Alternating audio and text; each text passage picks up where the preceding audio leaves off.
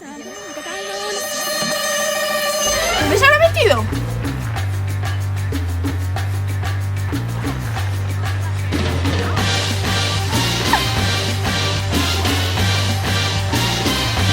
¡Ahí está! ¡Raquel! ¡Un saltimos! ¡Solo el favorito! Hola. Menos mal que hemos encontrado a Raquel. ¿Qué dices? Que sí, que no sabes lo interesante que es su vida. ¿Ah, sí? Hay personas que hacen que la ciencia cobre vida. Raquel de Rivas es una de ellas. Raquel de Rivas investiga sobre cómo aprendemos la ciencia y también sobre cómo la contamos.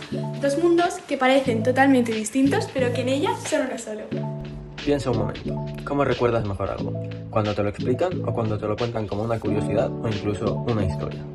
Raquel se formó en Ingeniería Agrónoma en la Universidad de Madrid y muestra un gran interés en gestiones medioambientales e investigación didáctica. Como profesora en la Universidad de Valencia, ella busca explicar conceptos complejos en forma de ideas claras y sencillas.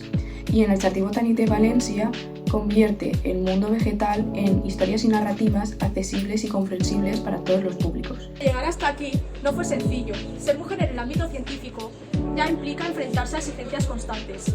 Y además, compaginarlo con la maternidad hizo el camino mucho más desafiante. Hubo momentos de cansancio, de dudas y de tener que multiplicarse para poder compaginar la investigación y su vida familiar. Y aún así, nunca dejó de avanzar. Educadora, investigadora y divulgadora.